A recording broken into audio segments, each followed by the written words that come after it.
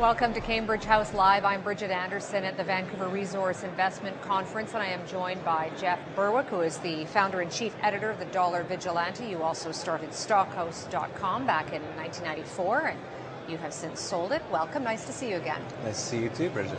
When we last spoke last January, you weren't very optimistic about the global economy. What would you say about the state of the economy now? I can't believe the changes in the last year. It's unbelievable. When I first started writing the Dollar Vigilante in about 2009, I thought, what am I going to write about every day? And now there's 10, 20 things to write about every single day. This system is in collapse, and it's unbelievable, and most people don't even see what's going on. So what are the top things that are grabbing your attention right now? Mostly, it's how the U.S. government and the Federal Reserve are reacting to all the problems. So you look at Paul Krugman. In the last year, he's come up with two plans, and he writes for the New York Times. His first plan was fake an alien invasion. And he said, what will happen is that everyone will create guns to fight aliens, and that will boost our economy. That didn't really work out. And then he said, well, let's make a coin and make it worth $1 trillion. We're in the last days of this financial system in the U.S. This is Zimbabwe. Talk to me more about that, because there's a lot of people out there that say, you know, things are starting to turn around. Yeah, if you watch CNBC, if you actually pay attention to the U.S. media, they will always tell you there's green shoots or it's going to be a recovery. Mm-hmm. There's no chance of that. You don't think there are any signs of that? It's not possible. The U.S. government is now 40% of the GDP of the U.S. There's more people, there's 1 in 4 people on children on food stamps in the U.S. right now. 1 in 6 Americans are on food stamps.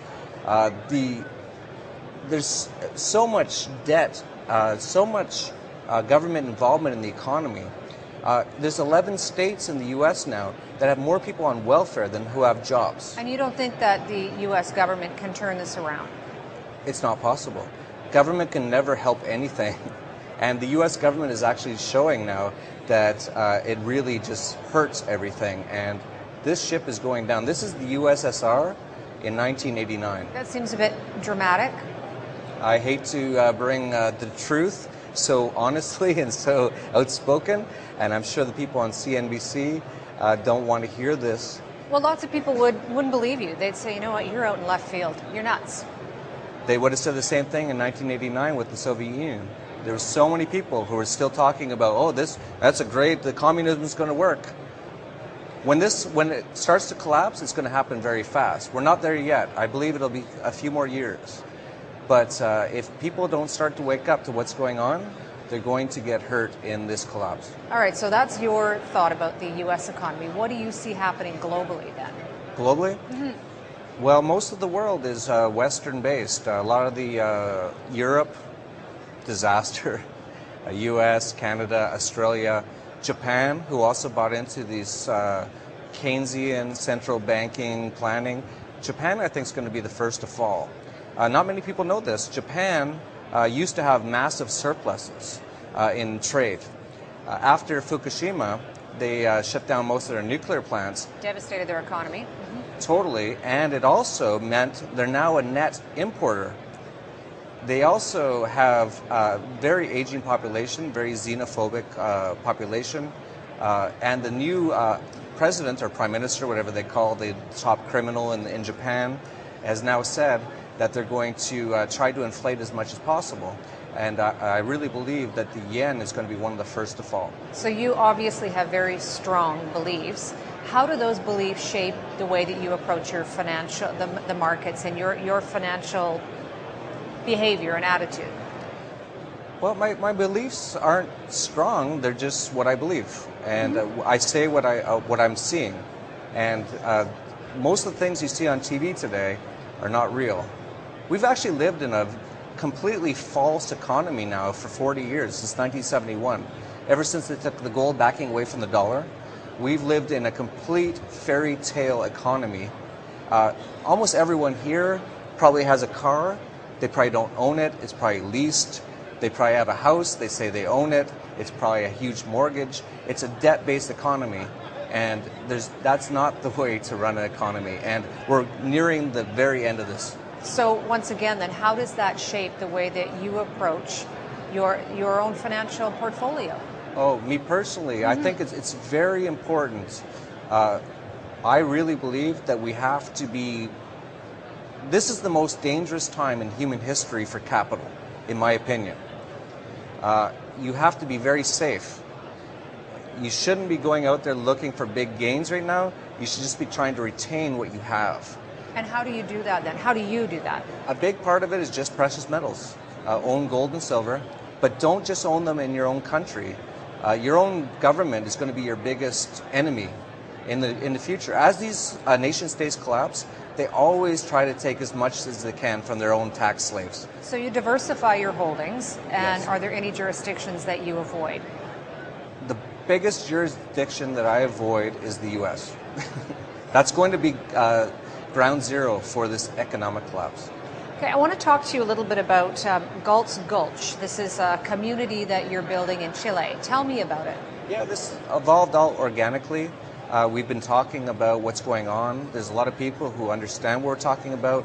Ayn Rand wrote Atlas Shrugged, which talked about Galt's Gulch. And what happened in Atlas Shrugged was a lot of the world became socialist, communist, fascist, and all the productive people went to one place, and they just tried to escape it all. And we've actually created that vision of Ayn Rand in Chile. So this is it an anarchist community then? I'm an anarchist. Not everyone who's going to be there is an anarchist, but almost everyone who will go there will be definitely libertarian. They will believe in liberty. They will believe that you don't use force and violence and theft and... In theory, it sounds great, but do you not need laws in place when you have a community of people? That's a great question. That's a big question that anarchists always get asked. It's not that anarchists don't believe in law. We just don't believe in forced law. We believe in not being forced to give up our money or to adhere to abstract ideas like don't have this flower or plant in your pocket called marijuana, or we'll kidnap you and put you in a cage. We just believe in voluntarism. We believe in a truly peaceful world. So how far around in development are you? We've just started. We started about 3 months ago. And how big do you expect this to be? It's looking like it's going to be massive. So is this your plan in the event of some sort of economic collapse? It's evolved that way. I'm not a big planner. I just react to how the world is, but this is where it's going now, that we have to now just get as far away from the U.S. and from the Western world because this collapse is going to be messy. So you put pretty much the Western world in with the U.S. then? Yeah, totally. They're all the same. I was explaining to you earlier, even Canada, where we are right now, the Canadian government sold almost all their gold in the 1980s. Now, all that's backing the Canadian dollar is the U.S. dollar. 90% of trade in Canada is with the U.S. Yet So when the Canada U.S. has a lot of natural resources to draw upon. And I believe the U.S. government at some point will probably just come and take it. That's a very extreme belief. So what are your next steps then? I have no idea.